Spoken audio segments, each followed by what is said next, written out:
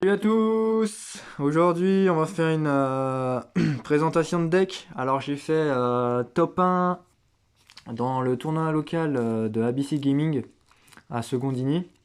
Et je vais vous faire une présentation de ma deck profil de Fuva Gabon Brise. Allez, on va commencer par... J'ai joué 3 Englen. Alors ça permet de tuto les monstres BTL de max niveau 7, de minimum niveau 7. Ensuite, j'ai joué Robina. C'est, on va dire, là j'ai montré les deux meilleurs starters si on les a en main. Robina permet de tuto un monstre BTL de max niveau 4. Donc en fait, si on l'invoque norme, et ben après avec l'extra norme de son effet, on peut directement invoquer Englen. Enfin, on va chercher Englen du deck. Et ensuite, Englen s'invoque et peut tutoriser Empen, le pingouin.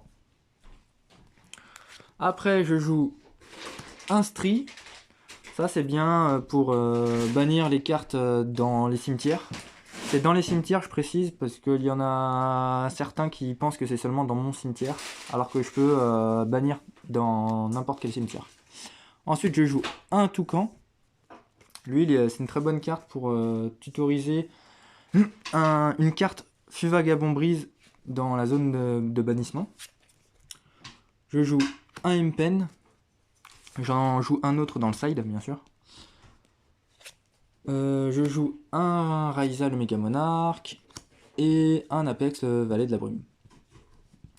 Je joue un Impen parce que je joue une seule magie rapide, l'avènement de l'aventure en fait. Enfin, j'en joue deux, je n'ai pas encore la troisième et du coup, ça peut me faire très très brique si je top un de ces trois monstres. Ensuite, je joue bien entendu la statue barrière des tempêtes, très bonne carte qui permet de lock les adversaires en invoque spé vent. Et comme la méta actuelle est très ténèbres ou lumière, et ben ça m'avantage fortement. Je joue en entrap migrateur, c'est très très fort. Pour bannir n'importe quelle carte du cimetière, voilà, on l'invoque, c'est une très bonne entrap. Ensuite, en magie, je joue 3 pots d'extravagance. Alors, c'est un peu une version budget, mais ça suffit amplement de jouer pot d'extra au lieu de pot de prospect.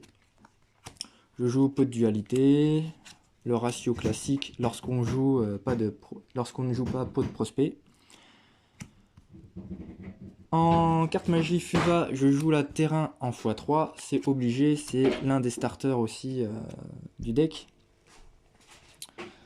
Je joue 2 Flunderies et l'avènement de l'aventure. J'en ai que 2 en x3, c'est bien plus consistant et bien plus stable. Mais bon, j'ai gagné 4 matchs au tournoi local et ça m'a fait gagner 2 games au time. Très très bonne carte. Je joue un plumeau de Damarpi contre les decks un peu labyrinthe ou je sais pas, Dinomorphia, bref. Je m'étais préparé un peu à ça. Bon, c'est toujours une très bonne carte à avoir dans son main deck. Je joue un seul Fuvagabond Brise et les vents inexplorés.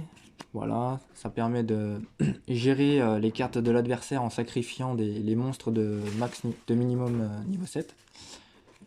Un appelé par la tombe, si on se fait hache ou autre chose, enfin un Veiler et tout, patati patata. Je joue un terraformation,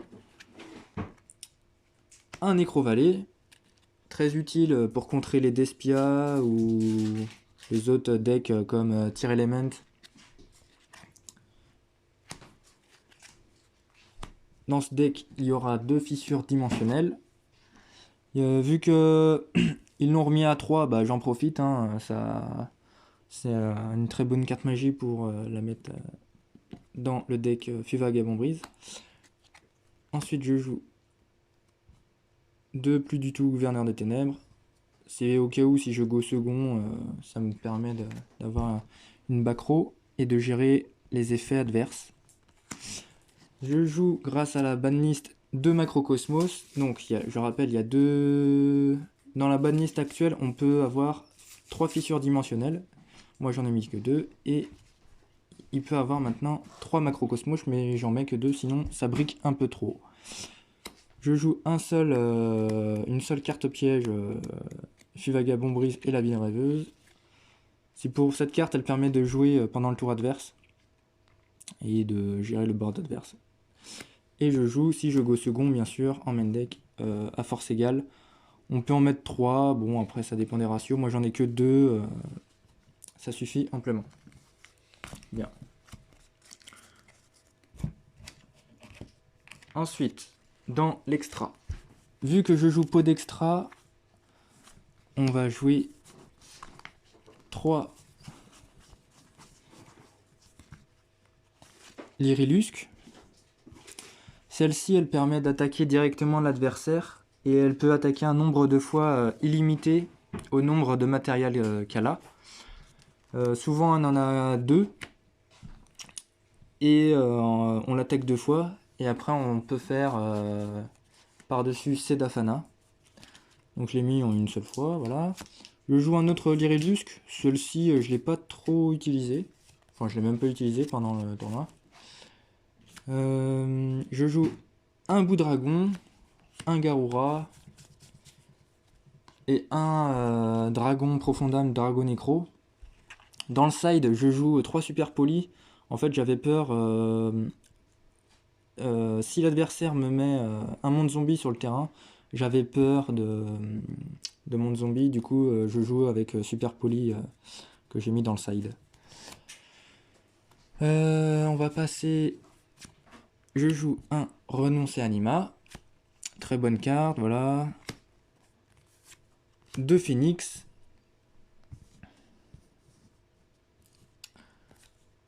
Un super canon ferroviaire, c'est au cas où. Si on a 2 M-Pen sur le terrain, mais c'est très rare. Bon, c'est au cas où, voilà. Tu l'invoques et ça inflige 2000 points de dommage. Je joue 2 Zeus. Vu que je joue pot d'extra, c'est toujours mieux d'avoir 2 Zeus qu'un seul. Et enfin, je joue une déesse des enfers du monde fermé. Que je ne joue pas. Franchement, elle m'a servi à rien. Mais c'est toujours bien de l'avoir pour sacrifier, on va dire, pour utiliser comme matériel lien un monstre de l'adversaire. Bien, on va passer au side. Dans le side, je mets 3 Lightning Storm. Bah rien à dire, hein. Elle m'a été très utile contre un deck Umi Control. Ensuite, je joue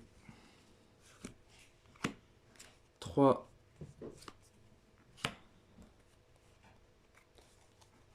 Cyclone Cosmique. Très bonne carte. Pour contrer au cas où s'il y avait Monde Zombie sur le terrain. J'en ai pas affronté des gens avec Monde Zombie. J'ai affronté un seul Despia Branded. Sinon, l'autre deck que j'ai affronté, c'était un Branded pur. Après, je joue 2 Harpies Featherstorm. Je les side un moment dans le main deck. Je l'ai même pas pioché. Et, elle m'a servi un peu à rien. Je sais qu'elle est très très forte. Mais elle m'a un peu servi à rien dans les match-up qui ont suivi. Je joue 2 Métaverse. C'est au cas où, voilà. C'est toujours très utile, Métaverse. Un deuxième Nécrovalet. Je joue 3 Super Polis au cas où. Comme je l'ai dit, j'avais très peur de Monde Zombie. Et enfin, je joue un M-Pen. Voilà. Alors, j'ai joué dans ce tournoi. On a joué 4 matchs. Premier match que j'ai dû affronter, j'ai affronté un Branded pur. Il m'a gagné la première manche parce que j'avais brick. Et sinon, bah, les 2 autres manches, j'ai gagné, quoi. Donc j'ai gagné 2-1 contre Branded Pure. Deuxième match, j'ai joué contre un Griff Rayeur que j'ai gagné 2-1 et au time grâce justement à la magie rapide. J'ai gagné grâce à Adventure. Troisième match, j'ai affronté un Despia Branded. Alors, je n'ai pas du tout brick, justement, j'ai eu des super mains. Par contre, c'est lui qui a énormément brick. Bah, il a pas pu jouer finalement. Et bon, bah, je l'ai 2-0. Quatrième match, c'était le match, on va dire, le match qui est le match final, on va dire. Le premier, enfin celui qui gagnait, il gagnait le tournoi. Et j'ai gagné au time contre un Umi Control qui jouait très bien le Umi Control. Il m'a gagné une manche et j'ai gagné les 2 autres. Voilà. Merci à tous et à la prochaine pour une deck profil. J'avais dit la dernière fois que j'allais faire un deck, une présentation de deck avec Cyber Dragon ou Vernusylph. Ça va arriver bientôt. En tout cas, à la prochaine et à bientôt. Ciao.